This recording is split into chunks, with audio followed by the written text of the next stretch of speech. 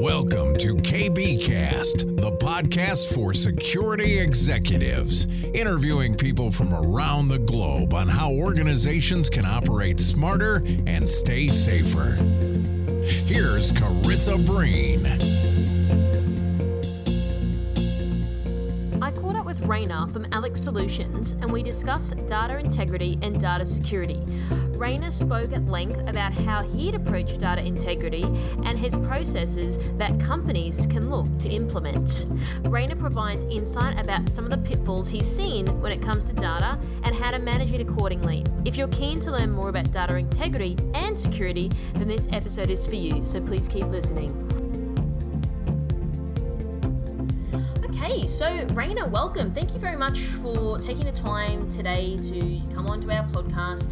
And today is going to be a really interesting topic, talking about data integrity and data security. And I'm really keen to dive into those specifics. But how we always structure our interviews is talking about you first and your journey. So I'm really interested to know if you could please talk our listeners through where you started to where you are now. Yeah, sure. Hi, Carissa. Thanks for having me on too. I started my career in a banking environment, and in that environment, data security is really critical.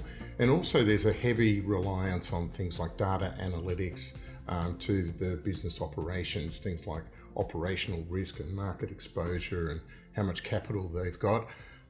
My role always revolved around data management, reporting, analytics, establishing platforms, that kind of thing. And as I continued in my career, I started to discover more sophisticated ways of enabling and maximizing value and enabling analytics.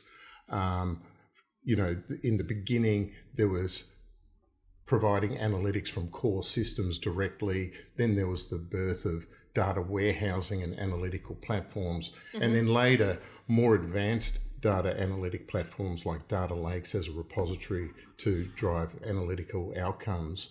And all of this was coupled with increased levels of automation and data pipelines.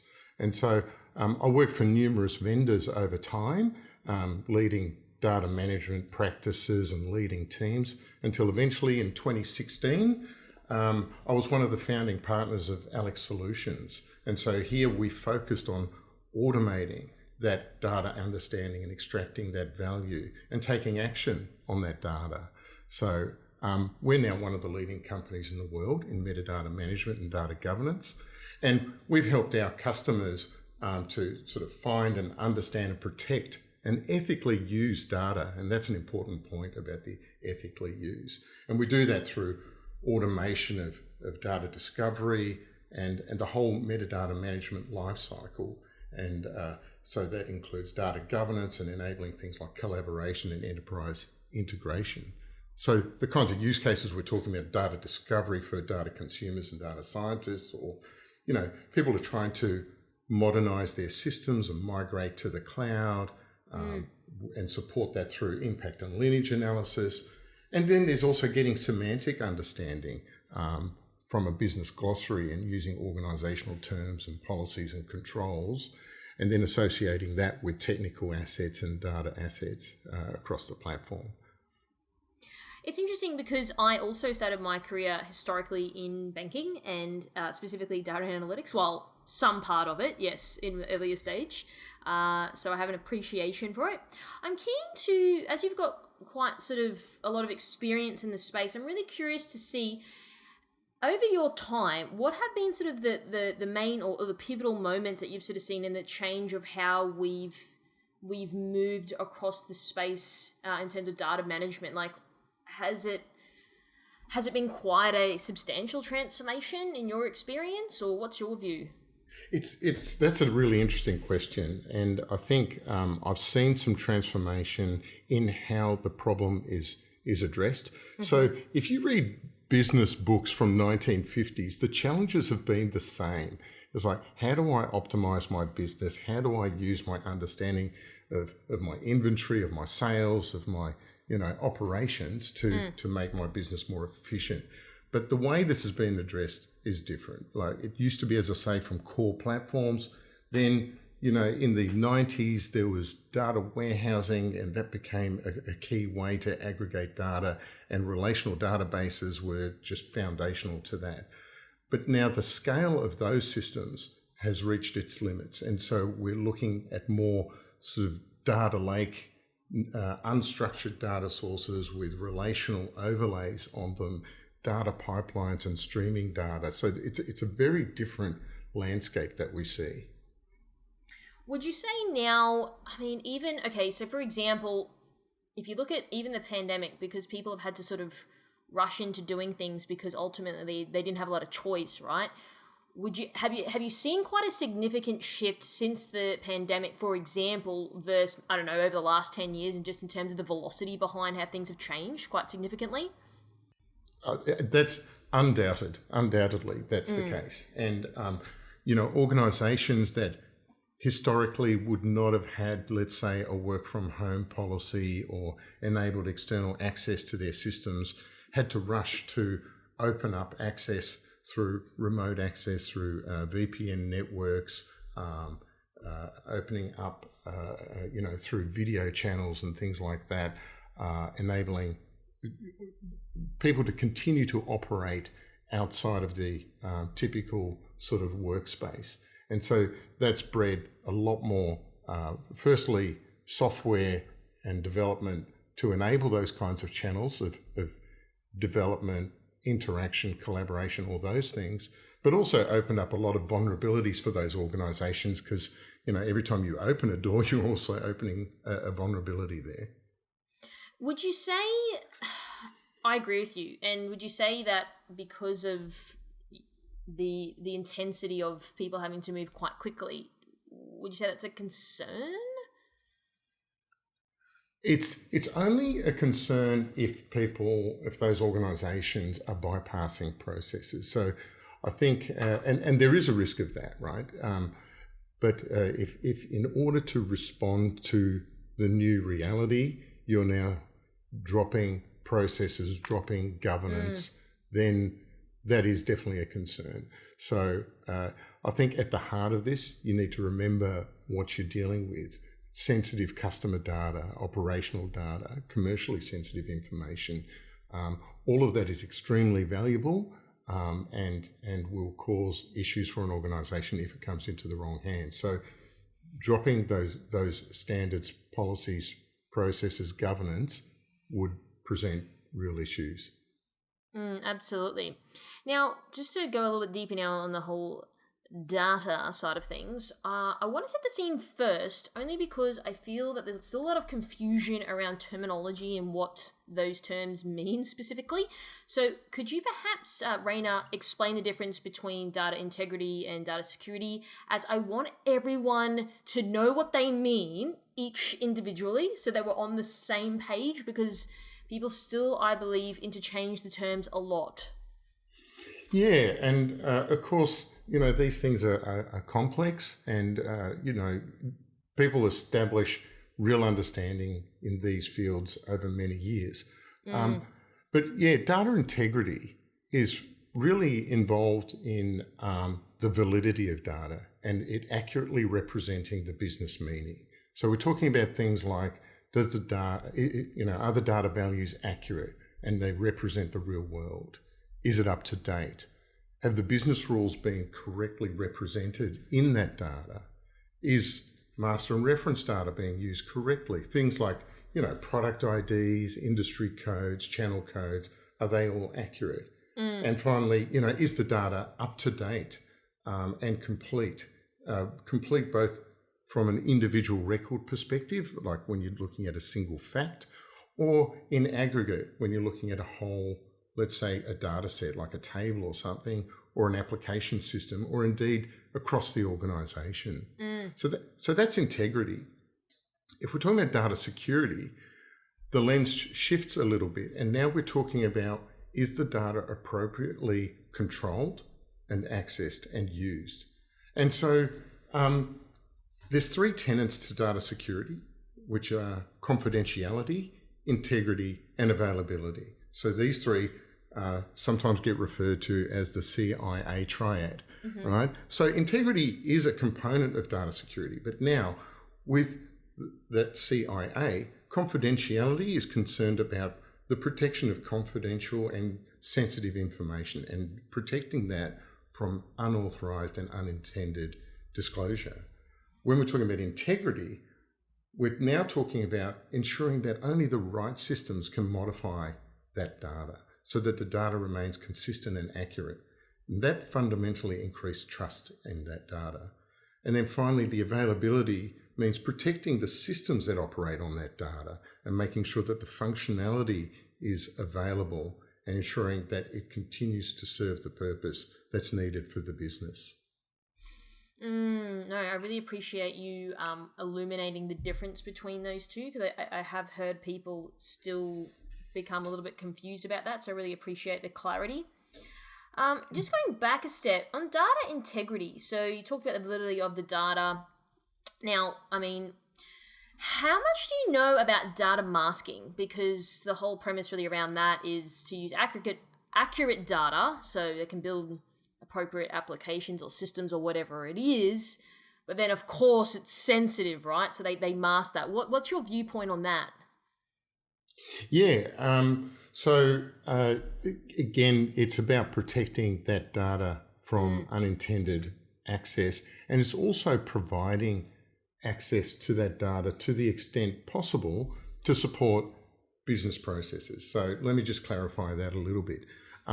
You might have a team that's trying to develop a new analytical model, or they're trying to create some analytical reporting. So they need access to that data, and they even need access to the sensitive data, but they don't need it in the development lifecycle, for instance. So at that point, you would mask it, or you would tokenize it or encrypt it in some way that they can still work with that data, achieve the outcome that they're trying to achieve, but not disclose that information. And that's part of that data security principle of ensuring that only the minimal access is provided to enable that business process to be conducted. Yeah, no, that's a really interesting point. And I asked this because I've spoken to a fair few people on this topic, and I'm curious because from their understanding, it was a lot of people weren't really conscious of or really even knowing that they were using accurate data, which of course they have to. But again, it's about ensuring that there's sensitivity then around that, and there is some type of masking in place. From what I've heard, a lot of the times it's not. Would you just say that potentially may come down to just naivety, or perhaps not aware that it's something that development teams do need to do?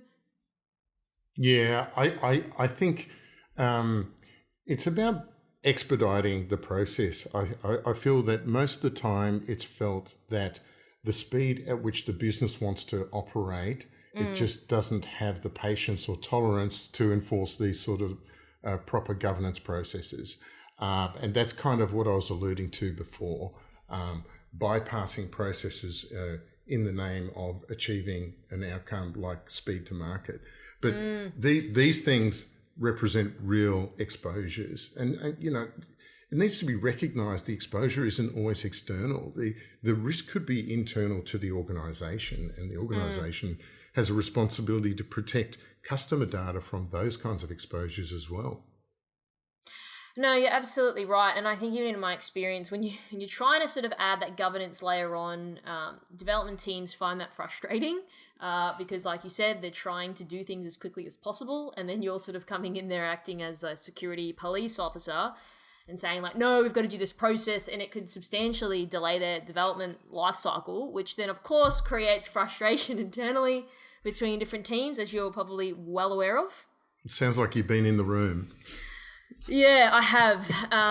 And it is a very interesting conversation because you do need to find that equilibrium, right? And I'm sure that you're well aware of how that is. And I think it's definitely a fine line to walk. I still don't believe that we've kind of gotten to that stage where we can manage the development process in terms of to expedite things, but then also that governance side of things, because you've got two people with two different viewpoints that are constantly arguing with one another because they see things differently, and what's important to them is fundamentally different. So this is where you come back to automation and sustainability, and including that kind of governance and those policies in the data pipelines, including the pipelines that need to provision new data. So if I'm doing a brand new piece of development and I need a new piece of data and I put a request in for that data, the pipeline that delivers that data to me should have embedded in it the checks for the policies and what kind of data I'm requesting, and ensuring that the policies are applied through encryption, through masking, or whatever the appropriate policy is. So talk to me through how a company would know if they have sufficient data security, because I know that sort of we've gone down this route now. So I'm curious to know like what companies should be looking for, because as I said earlier, I think people have the right intention, but perhaps they don't really know. So I'm really keen for you to sort of tease out like what people should be looking for. So perhaps if they are listening to this podcast, they know the signs of if they're doing something that they could potentially intervene and know that they can get back on the right track. Yeah, that's a great question, and knowing where to start, it can be really overwhelming. So I guess the first thing to start with is, what is the data landscape even? How does it look?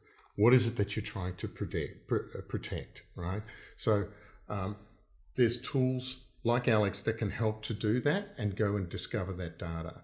So then how is the information classified?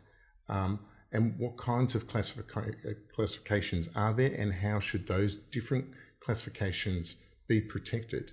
And also for your organisation then, what are your compliance drivers from an industry perspective and from a customer perspective? Then you can look at it organisationally. Do you have clear accountabilities and boundaries of that information security? Are there accountabilities for the organisation with respect to customer data, like GDPR in Europe, or California Privacy Act, or in Australia we've got mandatory breach reporting, all these different kinds of responsibilities and obligations that a company might have to adhere to.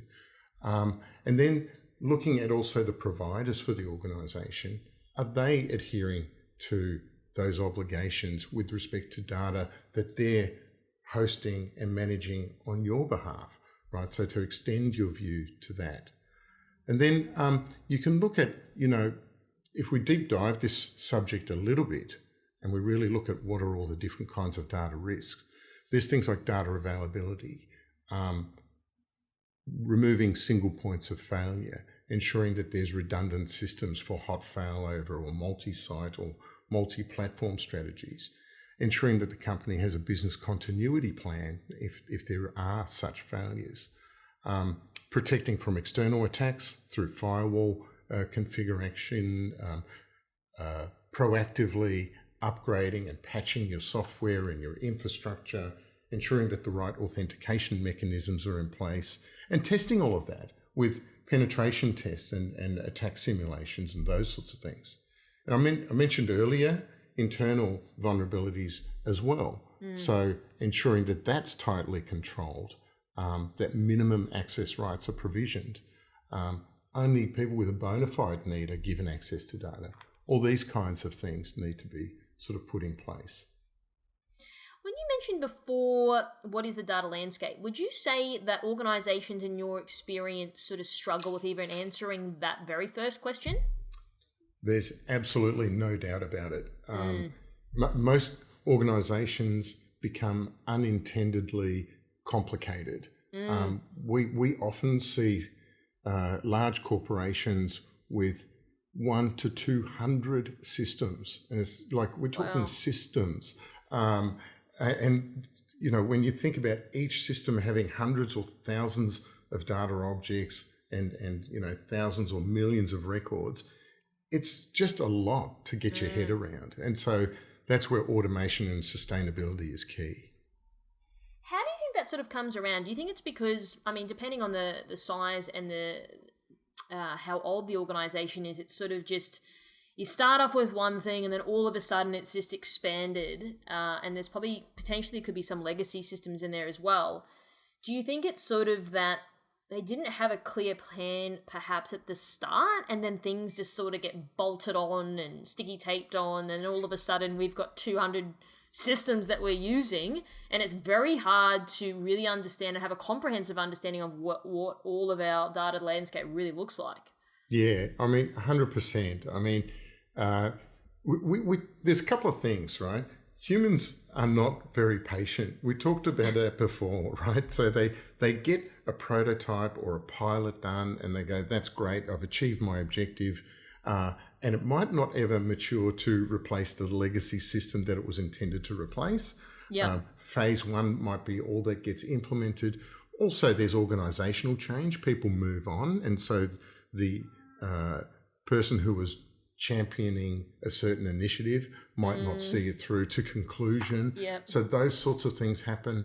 And then there's things that just unintendedly become core applications. Someone starts an Excel sheet and does some critical reporting out of it.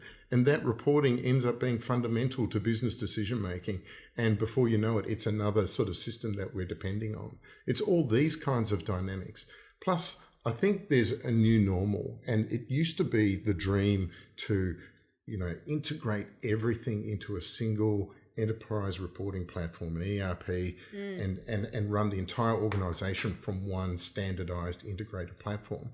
But the dream was never a reality. Vendors changed all the time. New point solutions came in all the time.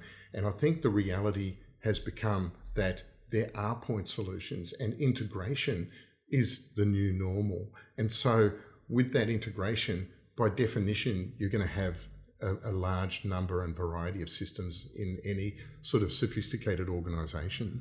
Yes, I understand when you're talking about spreadsheets that usually it's people's default to capture important information, right? So I've definitely been in that position before. From your experience, everything that we sort of discussed today, how would you advise a company to sort of improve their data security? And then also around how would you advise people perhaps to plan appropriately? That way they don't get to the stage where, as you mentioned, they've got 200 different systems. No one knows what's going on. So I'm keen to hear how you would think through that. Yeah. So as I mentioned, start with the data landscape. Map out the data landscape that you're dealing with and start classifying that data. I would say minimum classifications would be sensitivity, because you've got an obligation there, and probably something like business domain and assigning ownership to those various business domains, so you've got clear accountability being established right early on in the process. Then get an understanding of your compliance obligations. What are the obligations that apply to your industry? Is there a regulator? That kind of thing. And there's also what are the obligations related to the data you use in your organization, such as payment data. It might be health data, it might be other forms of personal data or commercially sensitive data, and what regulatory obligations do you have there?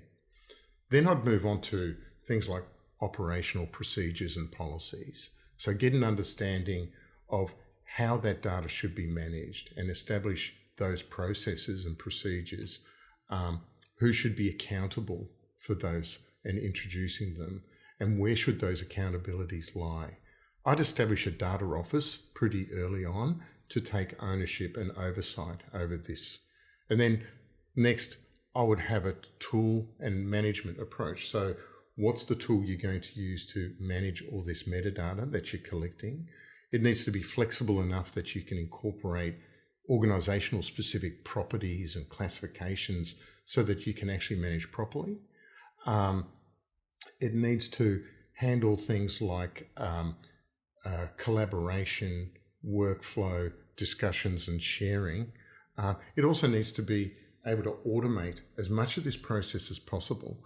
I mean, I mentioned before about the millions of assets we're talking about. I'm not talking about records, I'm talking about millions of data assets, tables, columns, files, and so on, that need to be controlled and managed and understood so that the organization is protected. Right, so automation is key, and I think the tool needs to be able to support that.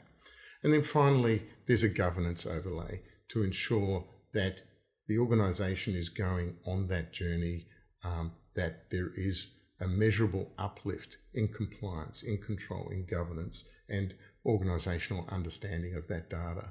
So that's probably a rough outline of the approach I would take.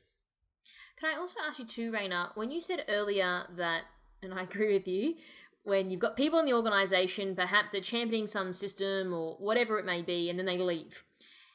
So if you're at the start and you're trying to map out that data landscape, but that person perhaps is, for example, arbitrary, they've got 3 new systems, but then they've left the company and no one probably even knows that they're even a thing, how would you go about even finding that?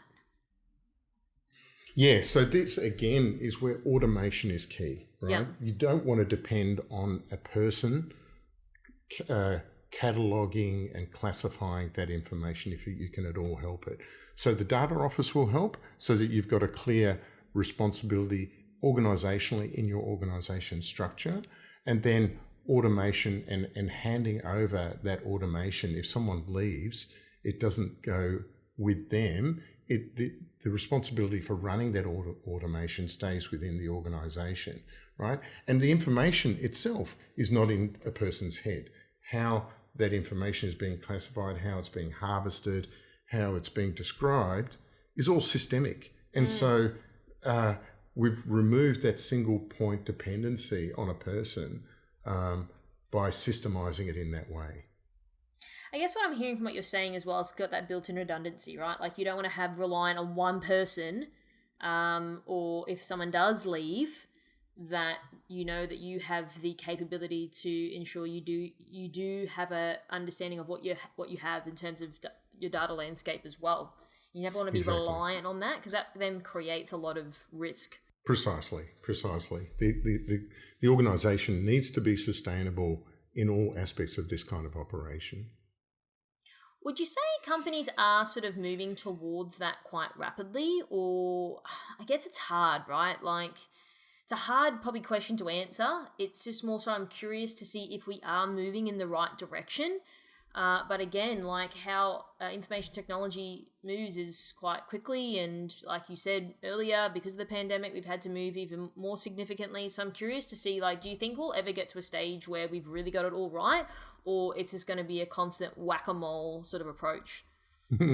Yeah, I mean, that's a great question. I think, look, some organisations and some industries are doing it well, and I think by and large, these are probably organisations within a heavily regulated industry, perhaps where there's a regulator appointed, perhaps where the regulator has pretty sharp teeth as well.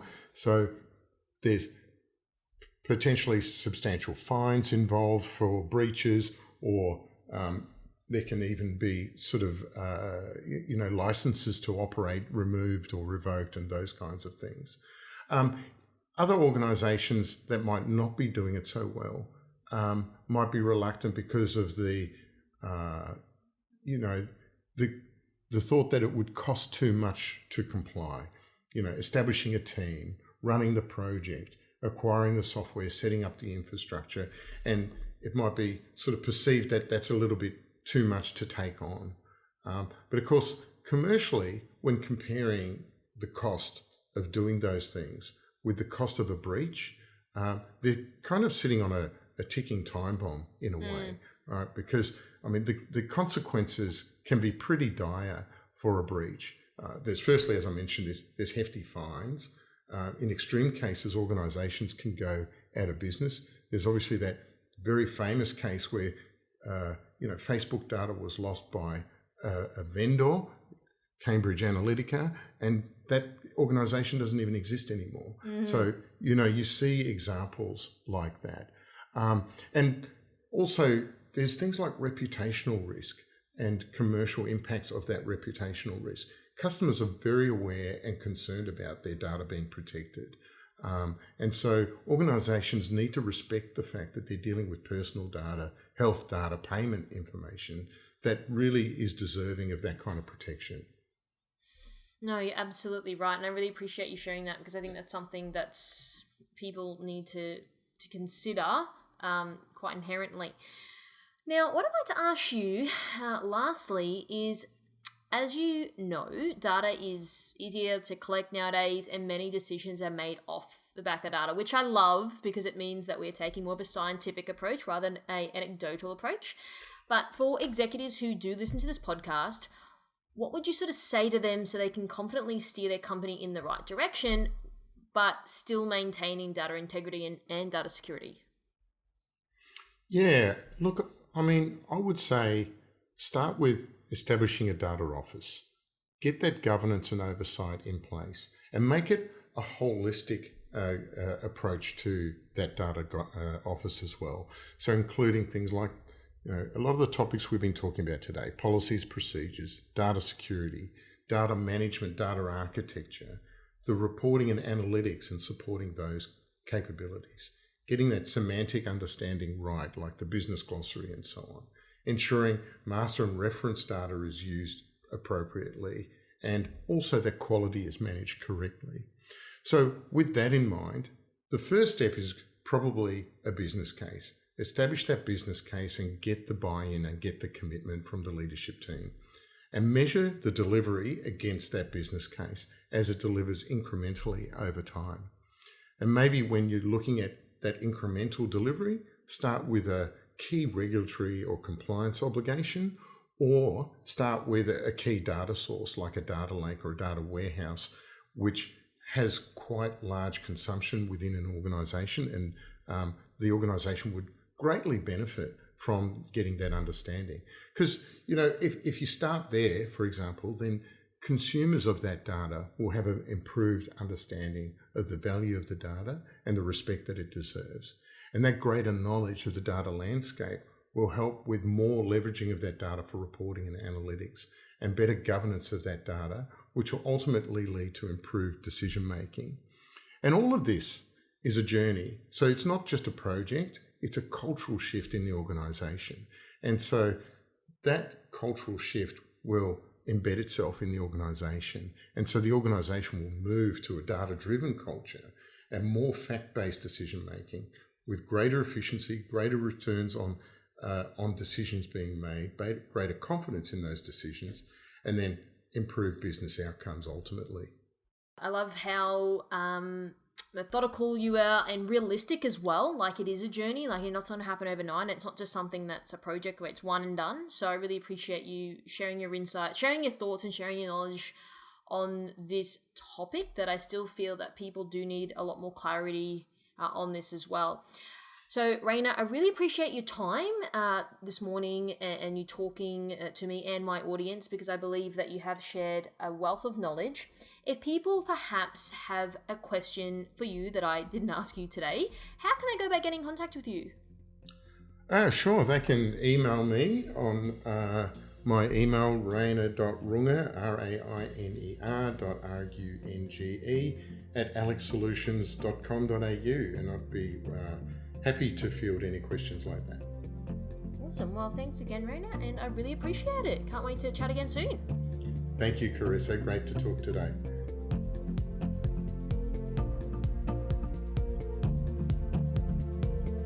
Thanks for tuning in to KB Cast, the cybersecurity podcast for executives.